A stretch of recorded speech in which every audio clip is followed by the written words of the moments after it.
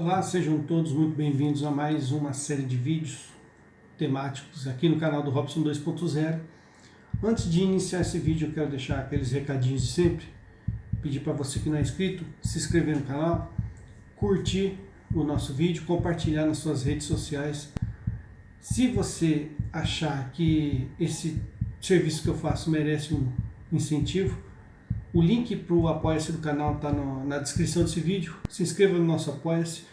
Todo mundo que faz parte do meu Apoia-se e do Apoia-se do canal do Cris Macabeus, o canal Hora do Macabeus, vai participar do grupo de WhatsApp, onde a gente disponibiliza todos os materiais que nós usamos aqui nos nossos vídeos, no formato de PDF.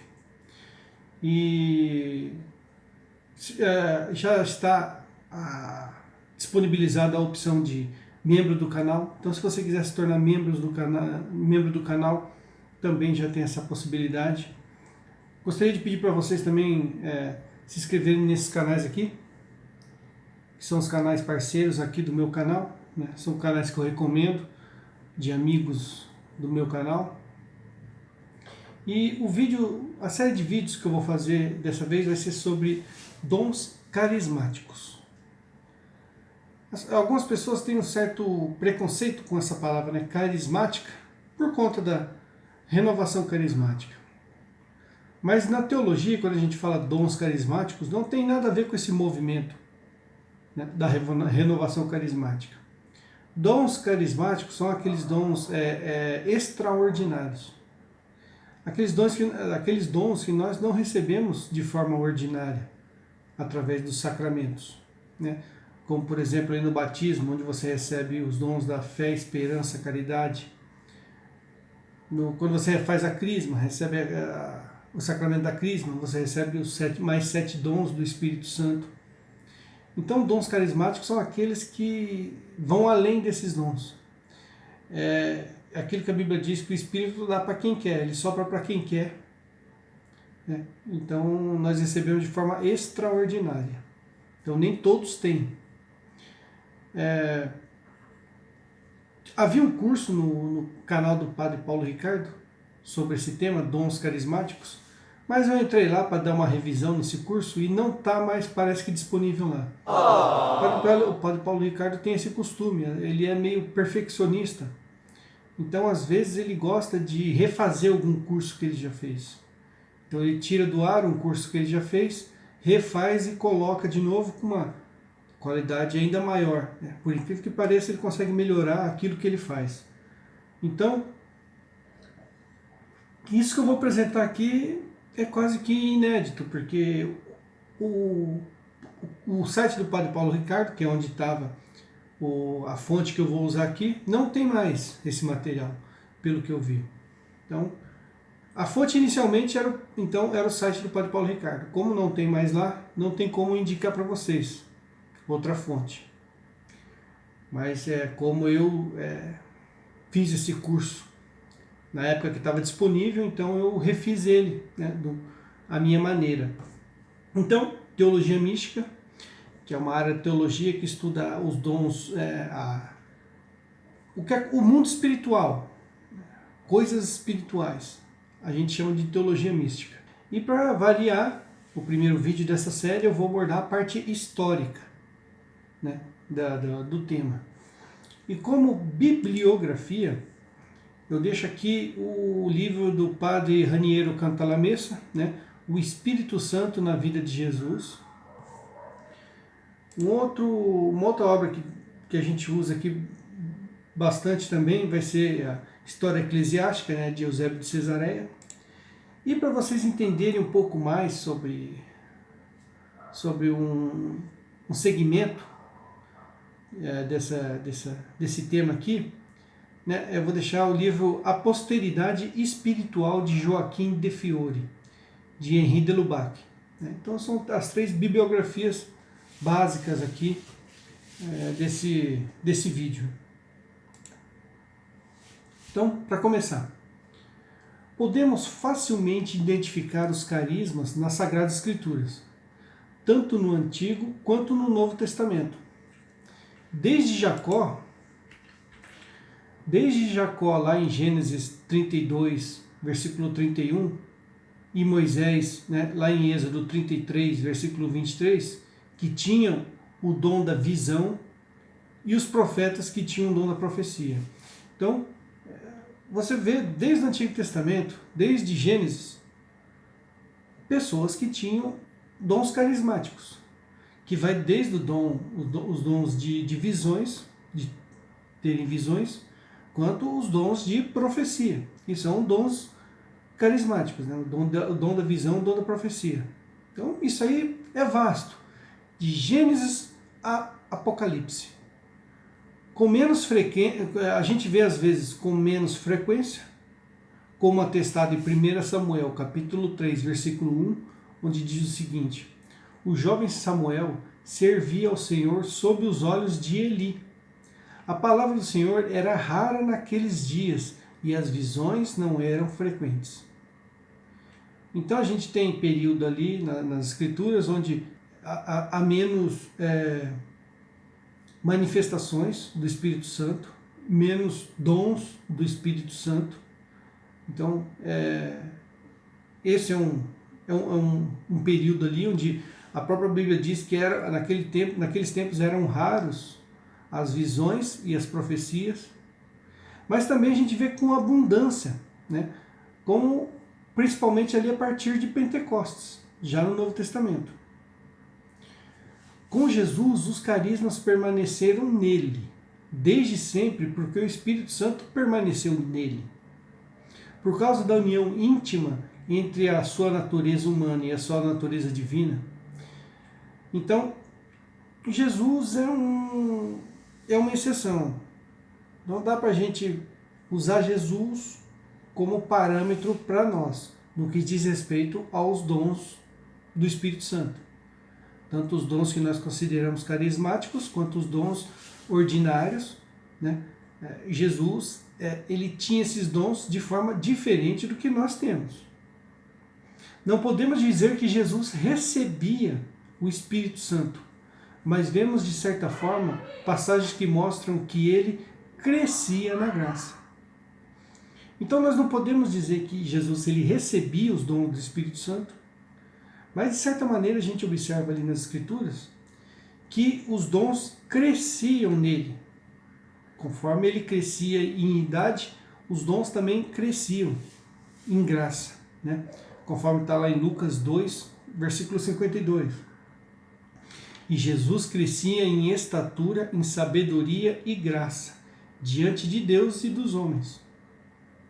Ele foi concebido com o Espírito Santo. Recebeu novamente o Espírito Santo quando foi batizado e depois da ressurreição recebeu novamente uma unção do Espírito Santo. Então, o Espírito Santo você recebe mais de uma vez. O Espírito Santo não é aquela realidade que você recebe uma única vez e permanece com ele. Você vai recebendo ao longo da vida. Você recebe o Espírito Santo quando você é batizado. Você recebe o Espírito Santo quando você é crismado. Você recebe o Espírito Santo quando você recebe a unção dos enfermos. Você recebe o Espírito Santo quando você recebe um exorcismo. Você recebe o Espírito Santo, vai receber o Espírito Santo quando você ressuscitar no final dos tempos e você tiver o seu corpo glorioso. Então o Espírito Santo é uma coisa que você vai recebendo ao longo da vida. Mais de uma vez.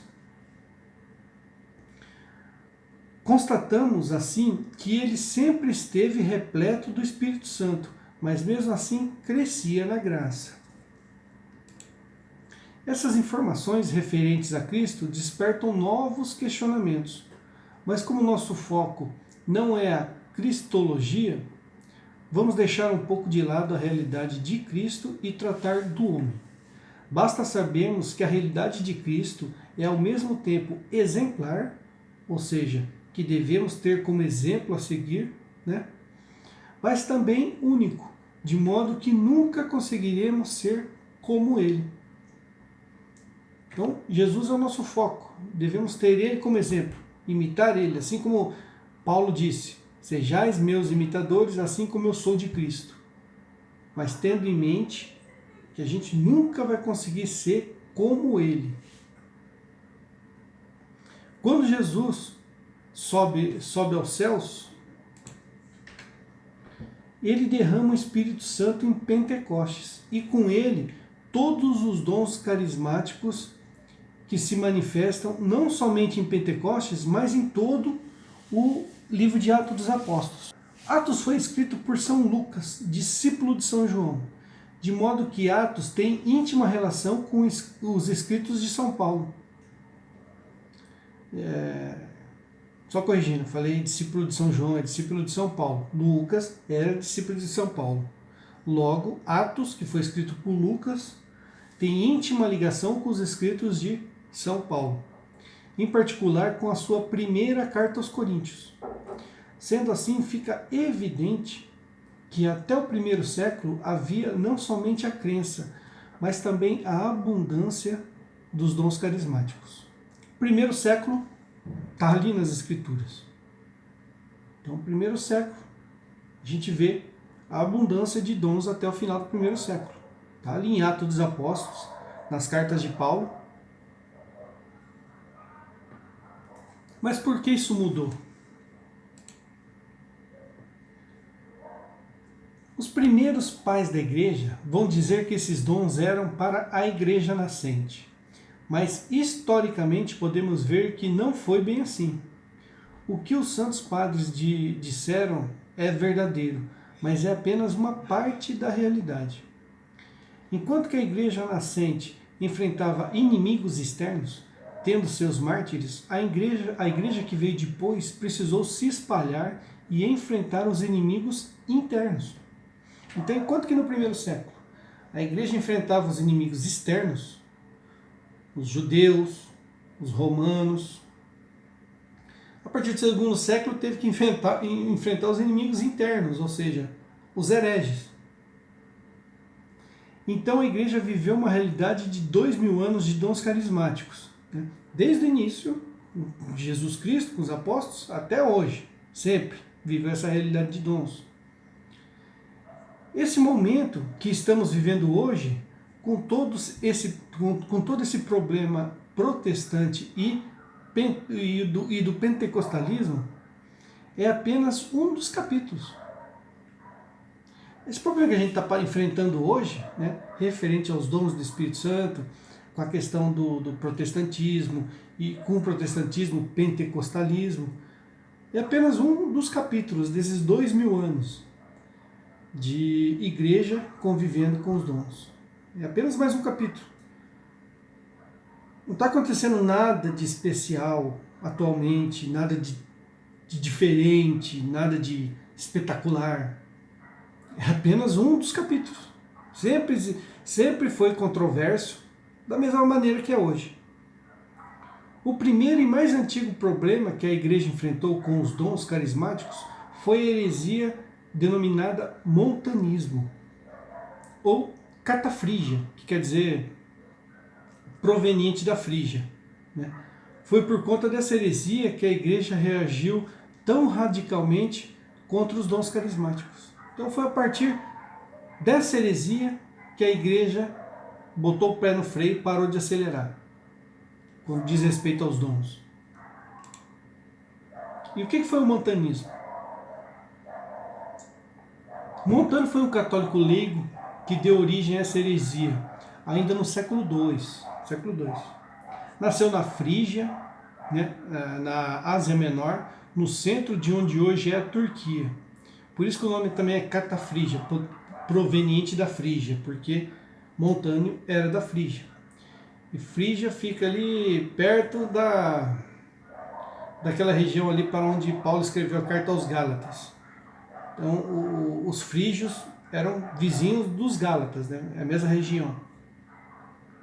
Ele afirmava ter recebido o Paráclito prometido por Jesus Cristo, conforme lá em João 15,16, tendo o dom de profecia, dentre outros, e tinha como assistentes outras duas mulheres, Priscila e Maxila, que também diziam ter os mesmos dons de Montano. Os três formavam uma espécie de trindade. Então, era Montano e mais essas duas mulheres, que eram consideradas profetisas. Montano se dizia o Paráclito. aquele Paráclito prometido. Eu vos enviarei o Paráclito, e ele vos ensinará todas as coisas. Montano lia isso e dizia: ei-lo aqui, sou eu. Embora manifestassem vários dons, passaram a ensinar coisas que não estavam de acordo com a fé católica. Daí a dificuldade de entender como alguém poderia receber dons do Espírito e, ao mesmo tempo, ensinar o erro. Aí que estava a questão, a dificuldade. Era visível que ele tinha dons. Como ele podia ter recebido dons e pregar algo errado, fora da ortodoxia católica? Aí que começou todo o problema. Montano ensinava que o Paráclito prometido por Jesus Cristo não viera em Pentecostes, mas sim sobre ele e sobre seus seguidores, e que eles estavam vivendo a era do Paráclito, ou seja, a era do Espírito Santo. Eles se intitularam A Nova Profecia, tudo isso por volta do ano 170 depois de Cristo. Uma dificuldade interna da igreja ainda sob a perseguição romana. Então, o que tornava mais difícil a igreja combater essa heresia era o fato de que a igreja estava sob perseguição nesse período. Então era difícil ter reuniões, ter concílios, ter sínodos. Isso tornava ainda mais difícil combater a heresia. Como reação, os bispos da igreja escreveram condenando os ensinamentos de Montano, dizendo que o que acontecia com eles era algo vindo de espíritos malignos. Chegaram a fazer exorcismos em suas duas companheiras. Os pais da igreja dessa época e também posteriores escreveram condenações severas contra Montano e suas companheiras, afirmando que as suas manifestações eram coisas demoníacas e que não deveriam existir. Com isso, a igreja deixou de dar espaço para essas manifestações. Então, os primeiros pais da igreja ali escreveram condenando severamente o montanismo, Montano, todos os seus seguidores, e diziam que aquelas manifestações vinham de espíritos malignos, ou seja, de demônios. Sabendo que o demônio gosta de se passar por Deus, imitando as coisas de Deus, daí a importância do dom do discernimento e a necessidade de critérios para distinguirmos quando uma pessoa está realmente usando os dons carismáticos ou quando é coisa da cabeça dela, ou se é uma influência demoníaca. Então, é aquilo que a gente falou no último curso nosso sobre demonologia, né? Então, tem que ter um discernimento, alguém tem um discernimento para saber que quando certas manifestações vêm do Espírito Santo e quando elas vêm dos demônios. São demoníacas. As três possibilidades existem, por isso estudaremos isso mais à frente, para não cairmos na tentação de ter sempre explicações simplistas. Então,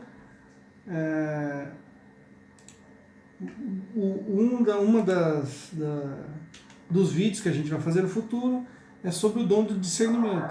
Como discernir quando um dom provém do Espírito Santo e quando um dom provém de um espírito maligno, um espírito de porco, né, de um demônio. A gente vai ver isso mais na frente. Para ter essas explicações simplistas. Fulano manifesta tal dom. Isso é do demônio. Ou então, isso é da cabeça dele, loucura. Ou não, é verdadeiro, do Espírito Santo. Não é assim que funciona.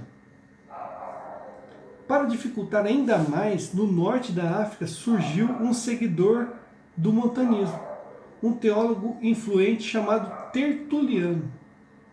A igreja ficou tão confusa que o Papa Eleutério chegou a quase dar o seu aval a essa heresia, vindo a condená-la posteriormente.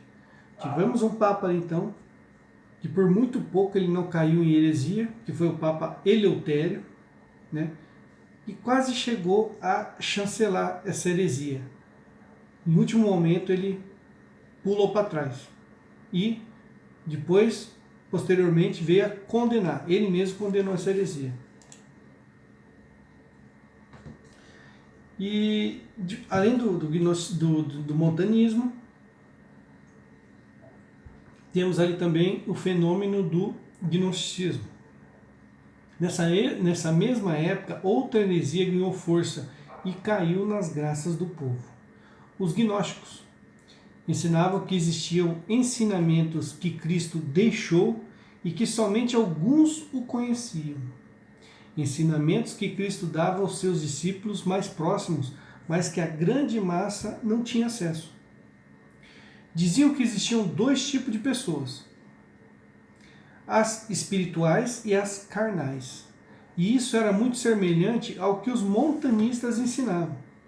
Os gnósticos e quem os seguiam eram os espirituais, enquanto que os que seguiam os bispos, né, da igreja, os bispos da hierarquia do clero, né, eram os carnais.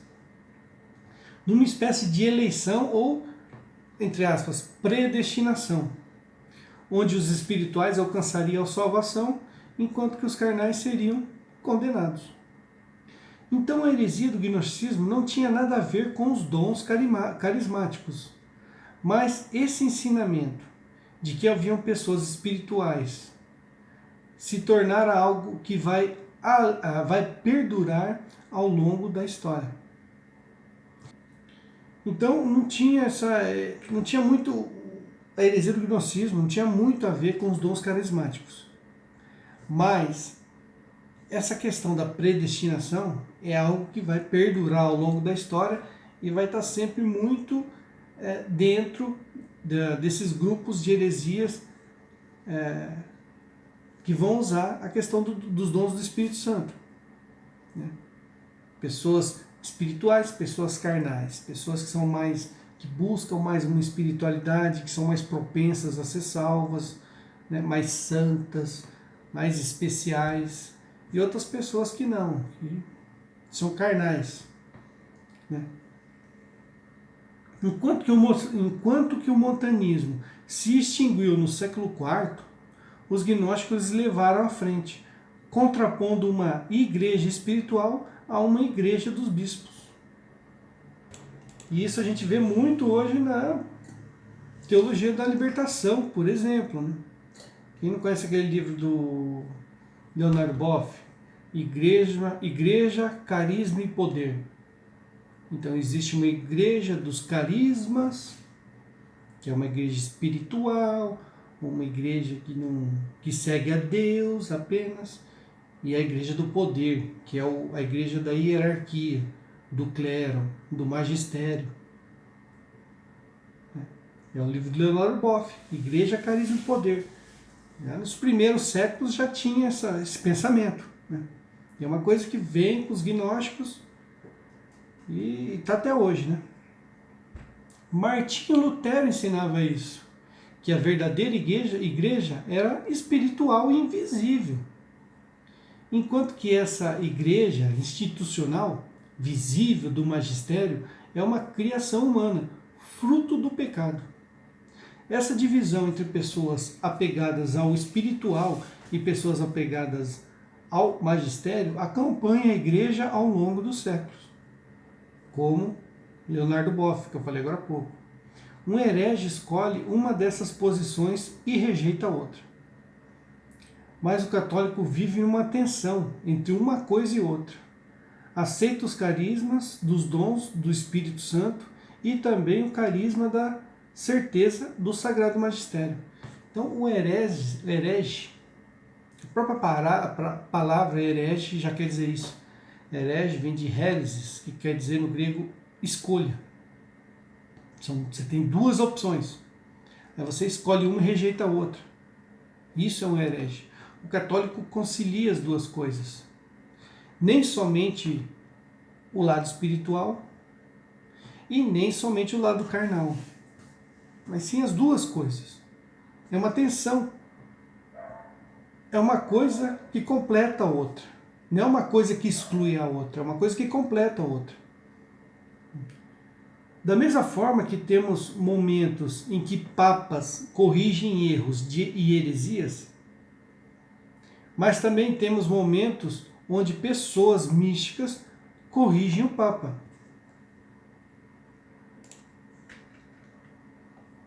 Então, você observa ao longo da história, ao mesmo tempo onde o magistério corrige erros e heresias, a gente tem momentos da história onde santos, pessoas místicas, espirituais, corrigem papas.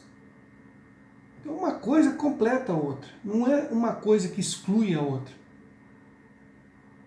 Porém, na ordem das coisas, os dons carismáticos não podem contrariar as Sagradas Escrituras, nem a Sagrada Tradição, estando sempre subordinados ao Sagrado Magistério. Então, essa é a ordem das coisas. Não dá para inverter. Não dá para inverter. A ordem das coisas é assim. A revelação está contida nas Sagradas Escrituras, na Sagrada Tradição, e o magistério interpreta ambos. E os dons carismáticos está subordinado a tudo isso. Fim. O magistério deve tutelar tanto as revelações públicas quanto as revelações privadas. Ou seja, o magistério é quem tem autoridade para chancelar, interpretar e dar o aval, tanto para as revelações públicas, que são as revelações contidas nas Sagradas Escrituras, quanto nas revelações privadas, que são aquelas revelações que os místicos recebem, seja de Nossa Senhora, de um anjo, do próprio Jesus Cristo. E isso está tudo sob a chancela do Papa, do Sagrado Magistério. Outra heresia, né, pneumática. Pneumáticas são heresias referentes ao Espírito Santo, heresias pneumáticas. Ali são os joaquimitas, né? No auge da Idade Média, por volta do século XIII, o abade cisterciense Joaquim de Fiore reviveu o ensinamento da visão das eras, assim como Montano pregava. Então Montano dizia que ele estava vivendo a era do Paráclito. E os joaquimitas, Joaquim de Fiore veio com essa mesma intenção, né? Quem não conhece hoje a chamada Nova Era, né? A religiosidade, a religião da Nova Era. Então houve a era do Deus Pai, depois houve a era do Deus Filho e depois veio a era do Espírito Santo, que é a que nós estamos vivendo. Eles dividem em 3 eras. Cada era, uma pessoa da Trindade é que faz as revelações, guia a igreja. Uma era em que o povo de Deus teria um contato direto com Deus, onde a estrutura da igreja, com seu clero e sacramentos, não seria mais necessária. Os ensinamentos de Joaquim de Fiore podem ser notados ainda hoje, presentes na teologia da libertação. Então Joaquim de Fiore pregava que a gente deveria ter uma ligação direta com Deus. Eu vou direto a Deus, eu vou direto a Jesus Cristo. Não precisamos de clero, não precisamos de hierarquia, não precisamos de uma igreja visível, não precisamos de um sistema. Quem nunca ouviu isso? A igreja somos nós. Não precisamos de um sistema religioso. Joaquim de Fiore pregava isso. Muito antes de Lutero, diga-se de passagem. Os ensinamentos de Joaquim influenciou também o protestantismo e, posteriormente, o pentecostalismo. Embora o próprio Joaquim de Fiore tenha morrido antes da data prevista por ele, né, porque ele pregava ali uma data em que o Paráclito viria, né, e seria o fim do mundo, sua ideia foi mantida graças aos franciscanos. Nessa época, boa parte dos franciscanos aderiram ao jaquimismo, dizendo que São Francisco de Assis era um novo profeta, né? O profeta da nova era.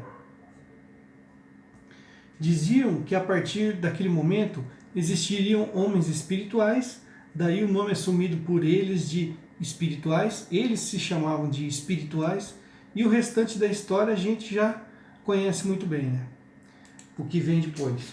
Protestantismo, pentecostalismo, teologia da libertação e por aí vai. Antes, surgiu na Espanha um grupo com outra heresia pneumática, que chegou a prejudicar a reforma das Carmelitas, né, de Santa Teresa d'Ávila, onde as autoridades eclesiásticas suspeitaram que parte dos carmelitas haviam aderido a tal heresia.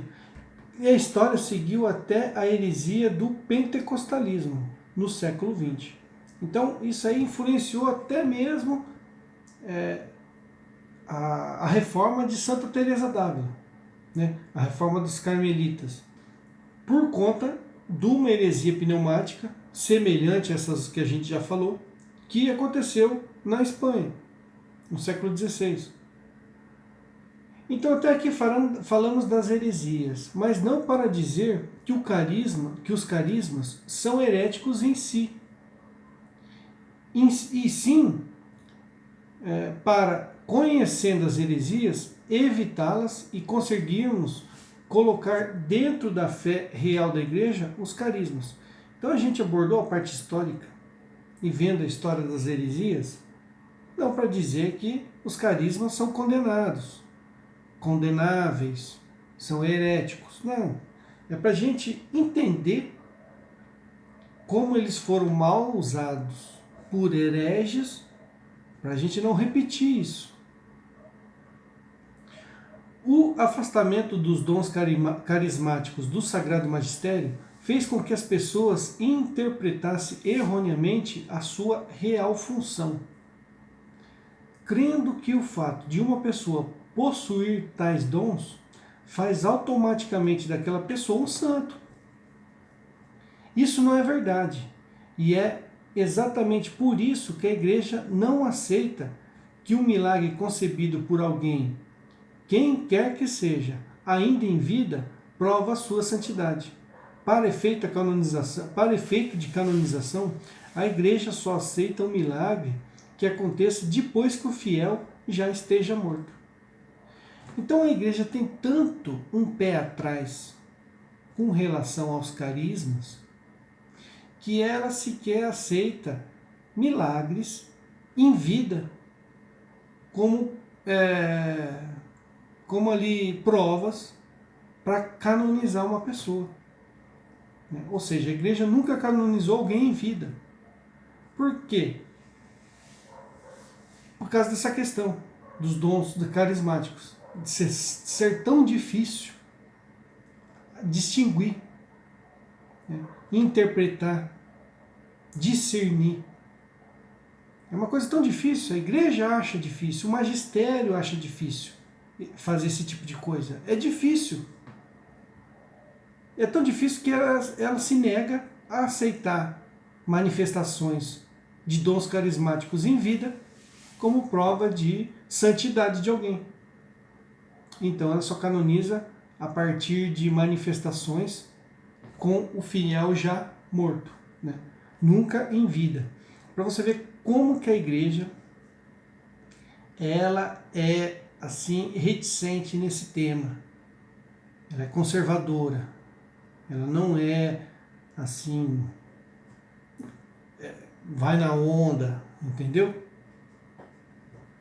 Infelizmente houve na consciência dos fiéis um deslocamento dos dons carismáticos da área da eclesiologia, né? Ou seja, da área da igreja, do clero, do magistério, da igreja, né? Da constituição da igreja, saiu da igreja para a agiografia, que é a vida dos santos. Como se fosse uma coisa assim, uma coisa assim separada. Então existe a vida dos santos, dos místicos, né? E a vida do clero, da igreja, dos cardeais, do Papa. Isso você vê claramente tanto no pessoal da renovação carismática, no pessoal da teologia da libertação, por incrível que pareça, teologia da libertação, no pessoal da renovação carismática e até mesmo nesse pessoal mais red thread, esse pessoal radicalmente tradicionalistas. Não digo pessoal tradicionalista, eu digo pessoal radicalmente tradicionalista. Qualquer discussão teológica que você tem com esse pessoal, né, eles vêm falar, não, mas tal santo disse tal coisa. Você vai contra o santo? Você está querendo dizer que você é mais assim, inspirado do que o tal santo? Que tal santo errou? É como se um santo... É como se, nem o santo vou dizer, é como se alguém que tivesse dons espirituais e por isso fosse considerado santo, tivesse o dom da infalibilidade. Então você vê esse deslocamento, né, essa falha, tanto na renovação carismática, nos tradicionais radicais e na teologia da libertação. Né? Há uma igreja espiritual feita pelos santos, pelas pessoas espirituais, pelas pessoas que buscam a Deus com sua espiritualidade, e há a igreja do clero, da hierarquia, do Sagrado Magistério, do Papa. Né? Novamente, citando aquele livro de Leonardo Boff, há uma igreja do carisma e há uma igreja do poder. E eu já estou acostumado a apanhar. Eu sei que eu vou apanhar de todo mundo aqui nessa série de cursos aqui. Vou apanhar de carismático, vou apanhar de TL, vou apanhar de red thread. Não tô nem aí, meu. Não tô nem aí. Meu lombo é duro, pode bater que eu aguento. Precisamos combater esses dois extremos prejudiciais. De um lado, crer que para obter a graça de um dom carismático a pessoa deve ser santa, virtuosa, especial, como dizem os red threads.